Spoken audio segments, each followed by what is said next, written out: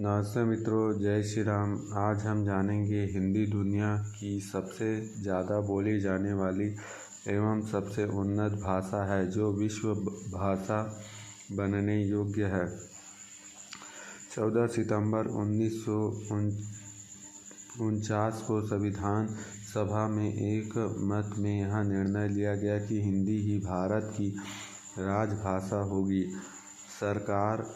सरकारी कामकाज हिंदी भाषा में ही होगी। इसी महत्वपूर्ण निर्णय के महत्व को प्रतिपादन करने के लिए तथा हिंदी को हर क्षेत्र में प्रसारित करने के लिए राष्ट्रभाषा प्रचार समिति वर्धा के अनुरोध पर सन 1993 के संपूर्ण भारत में 14 सितंबर को प्रतिवर्ष हिंदी दिवस के रूप में मनाया जाता है। अंग्रेजी भाषा के मूल शब्द लगभग 10,000 हैं, जबकि हिंदी के मूल शब्द की संख्या 2,50,000 से भी अधिक है। संसार की उन्नत भाषाओं में हिंदी सबसे अधिक व्यवस्थित भाषा है। हिंदी दुनिया का सबसे अधिक बोलने वाली भाषा है, लेकिन अभी तक हम इसे संयुक्त राष्ट्र संघ की भाषा नहीं बना पाए। हिंदी दुनिया की सर्वाधिक तीव्रता से प्रसारित हो रही भाषाओं में से एक है। वह सच्चे अर्थों में विश्व भाषा बनने का पूर्ण अधिकारी है। हिंदी का शब्दकोश बहुत विशाल है और एक एक भाव को व्यक्त करने के लिए सैकड़ों शब्द जो अंग्रेजी भाषा में नहीं हैं। हिंदी लिखने के लिए प्रयुक्त देवनागरी लिपि अत्यंत वैज्ञानिक है। हिंदी को संस्कृत शब्द संपदा एवं नवीन शब्द रचना सामर्थ्य विरासत में मिली है। आज मैकाले की वजह से ही हमने अपनी मानसिक गुलामी बना ली कि अंग्रेजी के बिना हमारी काम नहीं चलेगा। हम हिंदी भाषा का महत्व समझकर उपयोग करना चाहिए। मदन मोहन मालवीय जी ने 1898 में सर एंटोनी मैकडॉनल्ड के सम्मुख हिंदी भाषा की प्रमुखता को बताते हुए कचहरियों में हिंदी भाषा का प्रवेश दिलवाया। लोकमान्य तिलक जी ने हिंदी भाषा को खूब प्रोत्साहित किया। वे कहते थे, अंग्रेजी शिक्षा लेने के लिए बच्चों को 7-8 वर्ष तक अंग्रेजी पढ़ना पड़ता है। जीवन के ये 8 वर्ष कम नहीं होते। ऐसी स्थिति में विश्व के किसी और देश में नहीं है। ऐसी शिक्षा प्रणाली किसी भी सभ्य देश में नहीं पाई जाती। जिस प्रकार बूंद बूंद से घड़ा भरता है, उसी प्रकार समाज में कोई भी बड़ा परिवर्तन लाना हो तो किसी न किसी को तो पहला कदम उठाना पड़ता है और धीरे धीरे एक कारवां बन जाता है। उसके पीछे पीछे पूरा समाज चल पड़ता है। हम भी अपनी राष्ट्रभाषा को खोया हुआ सम्मान और गौरव दिलाने के लिए व्यक्तिगत स्तर से पहल करनी चाहिए। एक मति के मेल से ही बहुमत और फिर सार्वजनिक बनती है।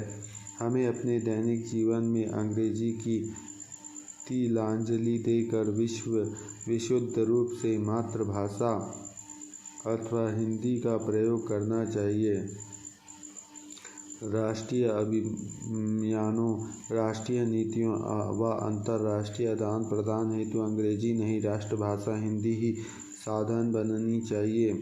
जब पाशा अरब देश की तुर्की भाषा को लागू करने के लिए अधिकारियों की कुछ दिन की मोहलत ठुकराकर रातों रात परिवर्तन कर सकते हैं, तो हमारे लिए क्या यह असंभव है?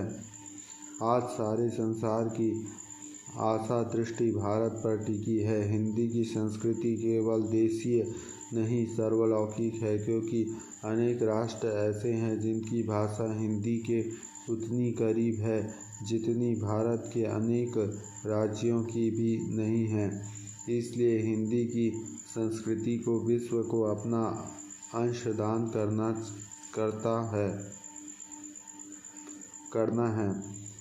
स्वभाषा की महत्ता बताते हुए हिंदू संत श्री आसाराम बापूजी कहते हैं, मैं तो जापानियों को आशीर्वाद धन्यवाद देता हूँ। वे अमेरिका में जाते हैं तो वहाँ भी अपनी मातृभाषा में ही बातें करते हैं और हम भारतवासी भारत में रहते हैं फिर भी अपनी हिंदी, गुजराती, मराठी आदि भाषाओं में अंग्रेजी के शब्द बोलते रहते हैं।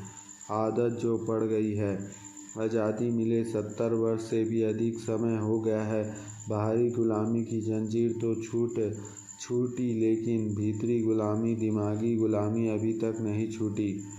लोक कल्याण सेतु में यह छपा था 2012 में। अंग्रेजी भाषा की दुष्परिणाम।